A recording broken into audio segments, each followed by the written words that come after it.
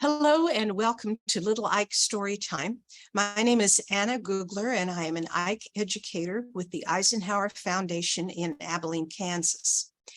I'm glad you have chosen to join me today, and I'm excited to share a book with you called The Boo-Boos That Changed the World. Now, we all know what a boo-boo is, and how would that change the world? The main character in this story is a man who wanted to help his wife, but as much as he tried to help, he kept failing. But with the support of his wife and a friend, he continued to persevere, and he eventually got it right. So let's begin our story. The Boo-Boos That Changed the World, a true story about an accidental invention, really. Written by Barry Wittenstein and illustrated by Chris Hu. Once upon a time in 1917, actually, a cotton buyer named Earle Dickson married his beloved Josephine, and today they lived happily ever after. The end. No, not really. Actually, it was just the beginning. The newlyweds expected to live a quiet life in New Brunswick, New Jersey. But instead, Earle and Josephine ended up changing the world, one boo-boo at a time. You see, Josephine was accident prone. She often bumped and bruised herself while working around the house, but that was nothing compared to what she did in the kitchen. Ouch! When she sliced and diced an onion, sometimes she sliced her finger too. Boo-hoo-hoo! When she grated cheese, she sometimes grated her knuckles. When she lifted a hot pot off the stove, she sometimes burned her hand. So you see all three of those there in the illustrations. After Josephine winced in pain, she quickly grabbed a rag to stop the bleeding. But with bulky towels between her fingers, it was even harder for Josephine to hold a knife, and she became even more accident prone. Impossible, you say? It's true. Josephine's klutziness had become a bloody problem. Every night when Earle came home from work, he looked forward to talking with Josephine and eating the wonderful meal she had prepared. That was until he saw her hands. Yikes! Her cuts might get infected. He had to help his new bride. Earle's father was a doctor, so he knew a little about boo-boos and bandages, and luckily he worked for a company that manufactured hospital supplies. So Earle knew there had to be a solution, but what was it? Earle thought about this as he shaved in the morning. Maybe if Earle thought about it when he bought cotton in the afternoon. And then and Earle thought some more when he lay in bed at night. And that would solve. Finally, a light bulb went off over his head. Now, a moment here. There wasn't a real light bulb up there that went blink on. That is an expression that means he had a great idea. I've got it! Earle yelled with excitement, and he woke up Josephine. What have you got? She asked. The bloody solution, of course, Earle replied. The next morning, Earle tried out his idea. Step one, he took a long piece of adhesive tape and laid it on the kitchen table, sticky side up, like this. So he laid it down. Earle cut small squares of sterile gauze and stuck it on the tape every few inches. Then he placed the material called crinoline on top of the adhesive tape to keep the whole strip sterile. It's perfect, Earle said proudly. Now, all Josephine had to do was cut off a small strip and put it on. She didn't even need anybody's help. She could do it with one hand. At last, they lived happily ever after. The end. No, Wait, here comes the part about how Earle and Josephine changed the whole world. Earle guessed that there were hundreds or probably thousands of people who could benefit from his new invention. Earle and Josephine thought about making bandages themselves, but they soon realized it was way too big a task for the two of them. Earle told one of his coworkers about it, and the coworker encouraged Earle to meet with the company president. At first, Earle's boss, James Johnson, wasn't quite sure Earle's idea was good enough. Earle demonstrated how easy it was to put the bandage on. Then Mr. Johnson, blink, showed his own light bulb. The company agreed to produce the product and sell it. They combined the words bandage and first aid to create the clever name Band-Aid. Now, Earle and Josephine would surely live happily ever after because Band-Aids were guaranteed to be an instant success. And with that, we have come to the end. Thank you and good night. Nah, not yet. Sorry. The first year, Band-Aids were made in a factory. It was slower than slow, the process, and only a small number could be manufactured by hand. They came rolled up like this in those big 18-inch long and ridiculous 3 inches wide. This is how they looked.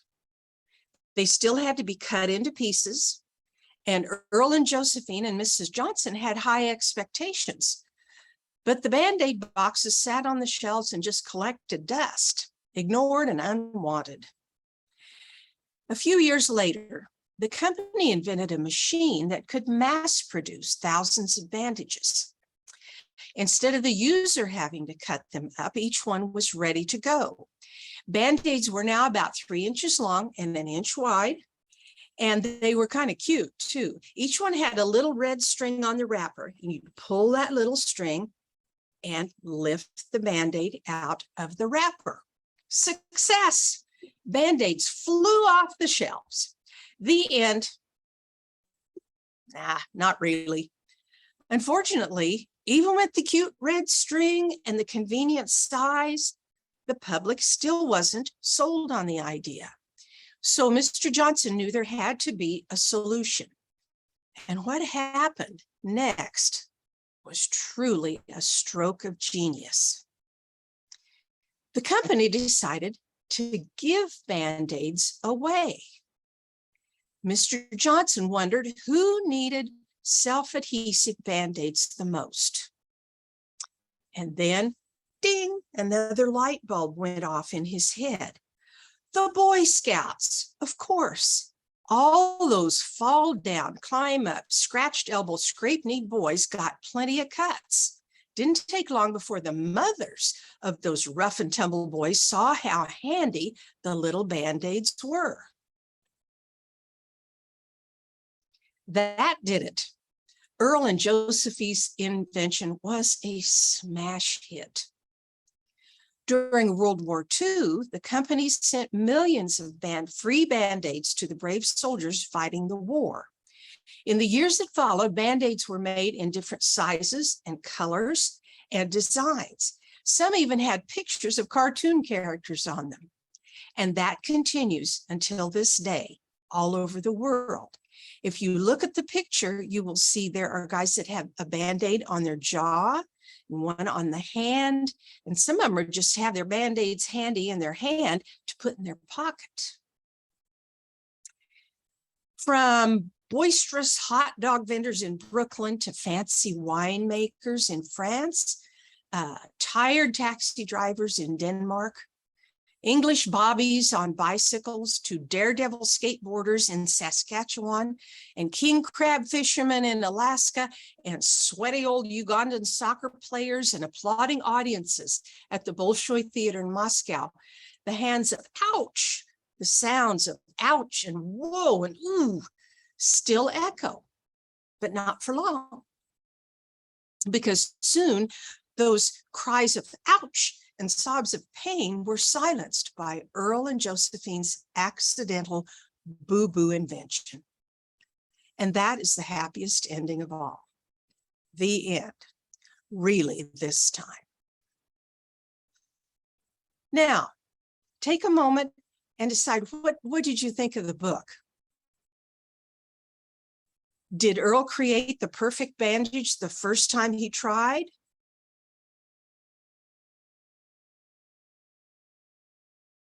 No.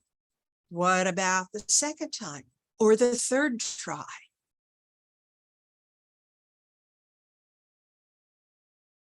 Yeah, he failed over and over again. But he continued to make bandages and changes to the bandage until it was a success. Now think about this. Have you ever done something that you weren't able to do real well the first time, or the second time, or the third time? Failing is an opportunity for you to learn and try again. And that's what Earle did with Band-Aids. Remember in our story today how Earle kept trying to make his bandage better and better? Even when things got frustrating, he continued to push forward because he knew he could solve this problem. Earle persevered. I want you to remember that word, persevered, and continued even when things got hard. The character trait of persevering reminds us of Dwight D. Eisenhower. He was a part of that World War II, where Earle and the Johnson & Johnson company sent bandages for free. He was actually the general of all the generals of the Allied troops. Those were the good guys. And they were fighting against the Axis troops, or the enemy. And this took a lot of perseverance on Eisenhower's part and on the part of the soldiers also to lead the troops. And there was a neat little connection to our story about Band-Aids in World War II. Does anyone remember what that was? What did they do? What did they send to the soldiers? That's right, Band-Aids. In our story, how millions of free Band-Aids were sent to the troops in World War II. Now, we have a very short video, and this was aired on CBS Sunday morning. If your teacher, maybe your family watches that show, you might have seen this. And in this clip, it shared Earle and Josephine's story along with the history of Band-Aids. And there is a Band-Aid museum, believe it or not. Let's listen.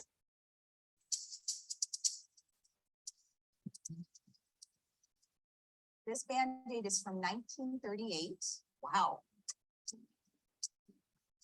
94 years ago, Band-Aids hit the market, and they've stuck around ever since. I think the Band-Aid meets a need. Oh, I like these water bubbles. Sarita T. Finney says it's no accident that so many of our accidents are covered up by Band-Aids. It's by design. A good design will solve a problem, but a great design is intuitive and simple and timeless. Finney leads global wound care at Johnson & Johnson. I like to tell people that I'm in the boo-boo business. Ask her anything about Band-Aids, and she will know the answer. I remember this infuriatingly persistent jingle. I'm stuck on Band-Aids, Band-Aids are stuck on me.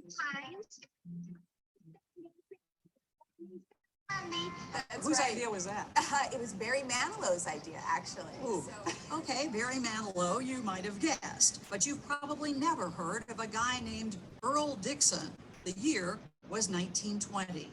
He was very worried about his young wife, Josephine, who was always cutting and burning herself in the kitchen. So Josephine's the klutz. I'm sure she was a lovely woman. Dickson, a cotton buyer for Johnson & Johnson, had an inspiration.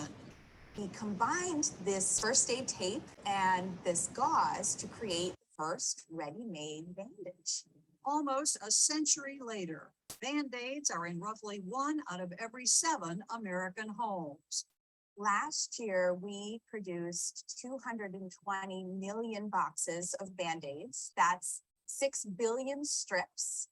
And that is enough to circle the planet Earth 12 and a half times. And at the heart of every strip is that same classic design. The New York Times actually did a ranking of the top 100 inventions of all time. Fire was on that list, and Band-Aid was also on that list. There's even a Band-Aid in the design collection at New York City's Museum of Modern Art. No kidding.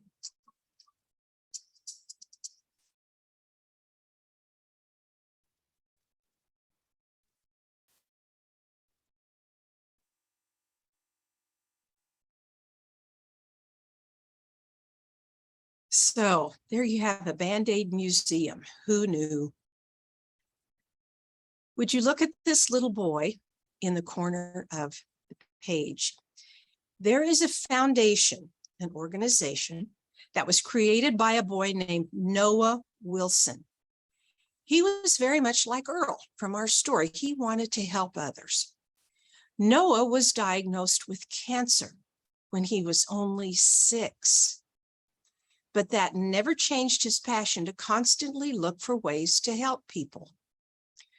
When Noah's treatment began for his sickness, he found himself getting pokes almost daily.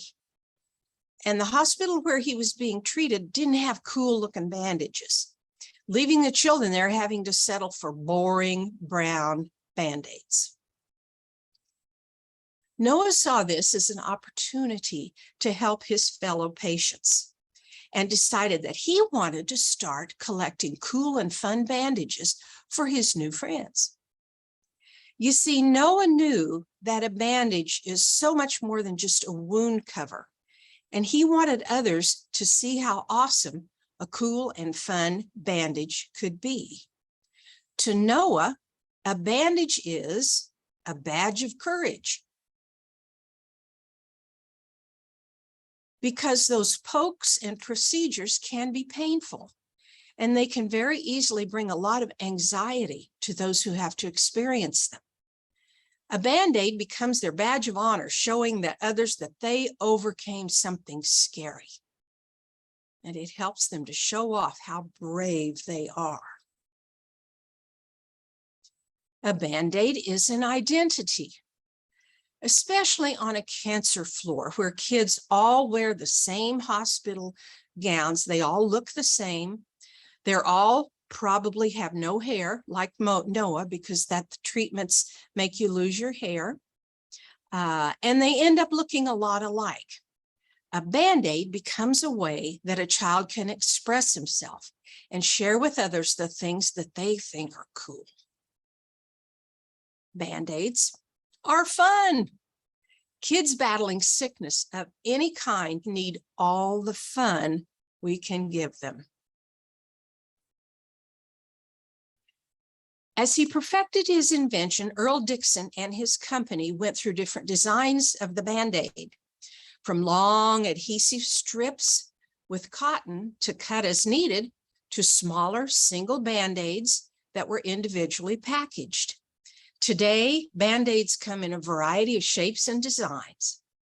Now, this picture, you can download this and print it if you wish, or you can just take a plain piece of paper and draw a big rectangle, divide it into 3, and you can decorate that Band-Aid the way you want to. You can also turn it over, draw the same Band-Aid, or look at what's printed, and with a pencil in the middle, draw a time that you got a boo-boo that needed a Band-Aid, and tell your classmates about this. Make sure you include what the people in your story were saying and feeling during your moment.